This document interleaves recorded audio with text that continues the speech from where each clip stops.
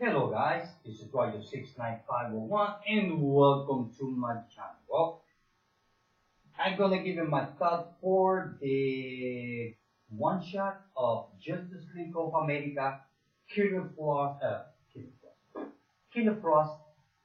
Rebirth issue number one shot. Now check out that cover. Awesome. Okay. Before I give you my thoughts on this book, I'm going to give you a little bit of a background of Killer Frost from the New 52. Okay, during the New 52, in the beginning, we can start noticing that she was on her way to become kind of like the anti-hero as she's going to be today, at least for now. So, everything starts in, remember these mini-series from Forever Evil, Argus, issue 1 to 6. Here's issue number 1. And here's issue number 5. With Killer Frost and him. Okay, Steve Trevor. Okay, here, Steve Trevor asks Killer Frost to help him save the Justice League America, and the Justice League Dark. They were trapped inside of Firestorm. That was during the Forever Evil event. Okay, right here you can tell that although she helped and saved the world from the Justice League evil bad guy. So you can start seeing that she was, because in the beginning she was not evil. She was the way she is because she's in constant anger. Now, how she got that power? Okay. After this series, we can start reading this one. This is the origin of Killer Frost. The same one as this one. This is her origin on the Forever Evil Killer Frost Justice League of America issue 7.2. This is the pretty cover. Remember those? Okay, this is her origin story, how she got her powers. The thing is that I have to say that I love the art and the colors. Check that. So she got her powers because she was part of a team that they were working on the machine that would replace the petroleum, the oil that we use today for energy. So the thing is that the people there, they did not want that machine to work because everything will change. Countries will go bankruptcy, war will break out, all hell break loose, more or less what we have now. To certain extent. Okay, so the thing is that they locked her up inside the machine and they turned it off to make it look like, well, she was fixing the machine and she died because of an accident, as we can see here. And by the mixing of some kind of energy with ice and something else, well, she becomes Killer Frost. The thing is that, like some other origin story, that some of the bad guys, when they get their powers, they become bad guys. Automatically, they become bad guys because when they were normal, well, they were bad guys.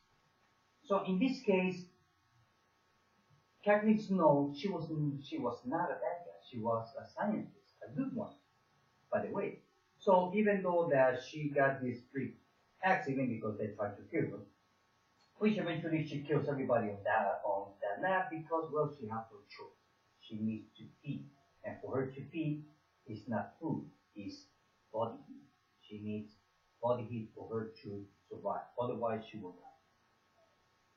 So the thing is that even though that she become Killer Frost, she was not a bad person in the core.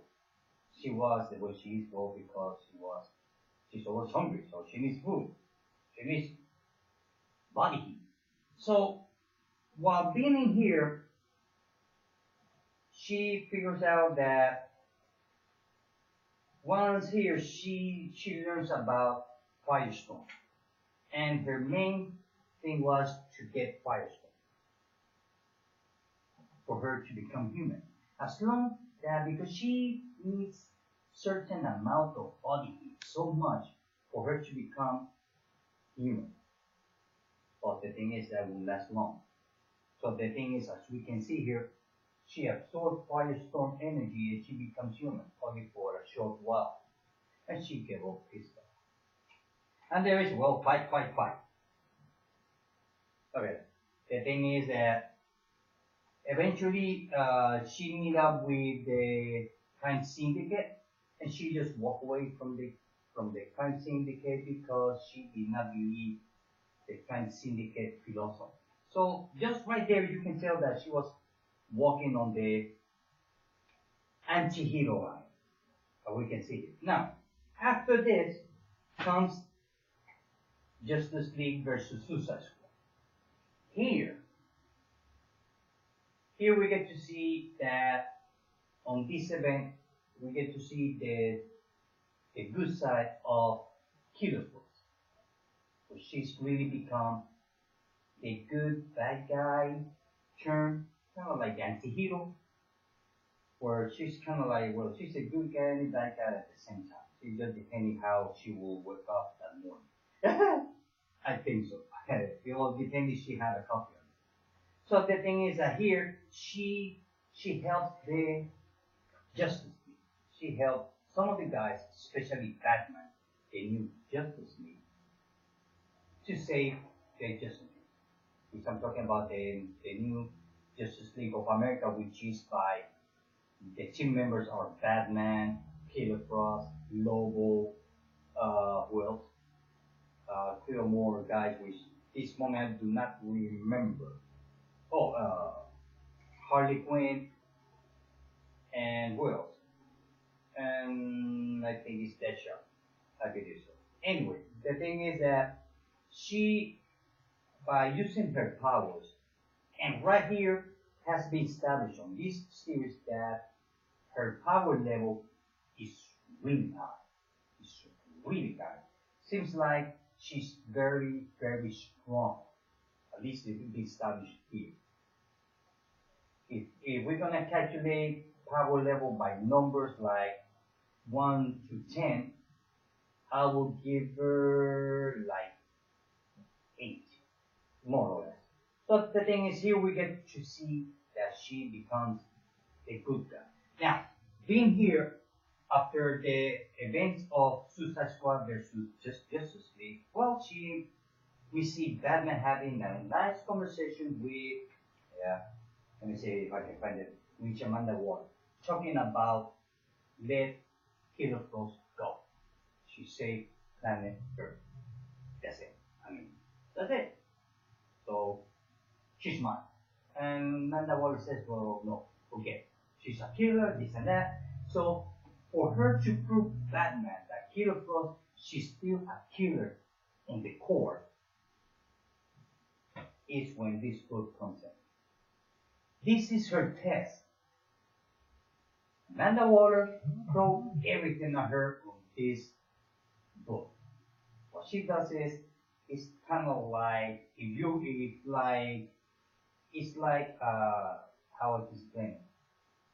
She needs body heat. So who put her? So she puts Killer Frost in the same cell with a woman which her name is Fleetwood, I believe so. So it's a woman that has a lot of. She's kind of like a walking light.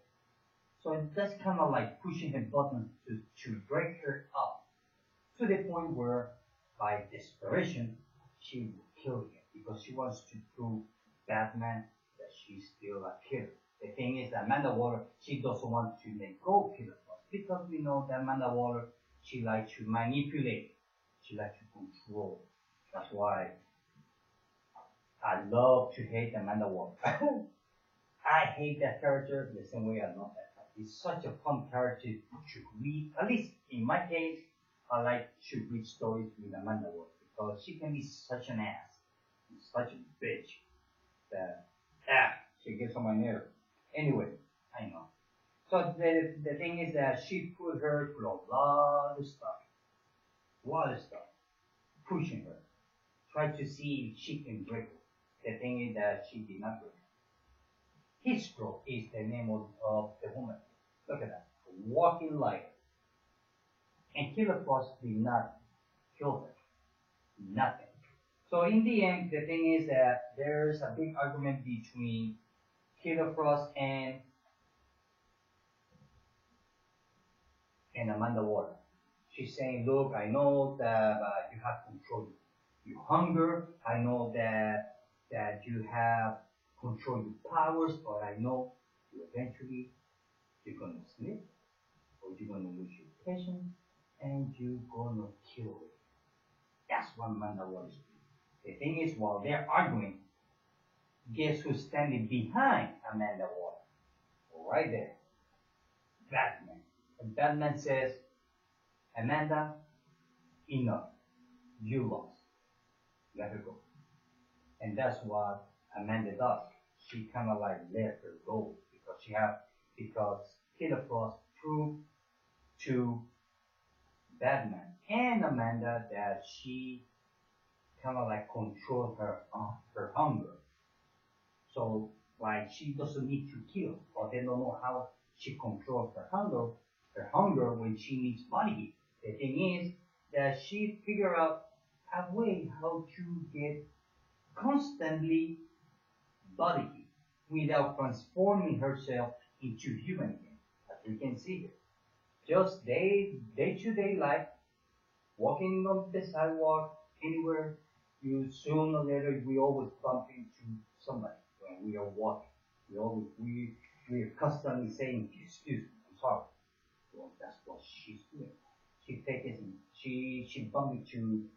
bumping a lot of people while she's walking. She just taking a little bit of body heat from each person that she bumps. A little bit here, a little bit there, little bit. That's how she keeps her hunger control. Just by constantly bumping and stealing body heat, just a little bit. Not enough to have that person die or pass out.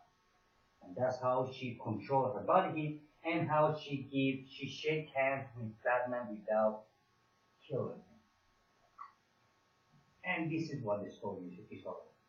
So, for this story to make sense, in my case, I had to read this. Actually, I read this one and this one. And this one was good. I like this one. So, kind of like to make sense. So, if some of you are just getting into Justice League America and you are reading this one about Killer Frost and because you know the character because of the Flash TV show, well, this video is kind of like giving you a backstory of Killer Frost, where she comes from and what her motivation is, as what I understand, what I read. Maybe I'm mistaking one or two things. I don't know, maybe, I don't know. If I am, well, let me know on the comments. And that's it, guys. So I give this book 4.5 out of 5 because even though as if you don't have no knowledge from the beginning, still good. But if you have the knowledge, reading the other books, it reads a lot. This one reads a lot better. Oh yeah, a lot better. So like I said, I will give it 4.5 out of 5. Well guys, this is it. I hope that you like this video. See you later.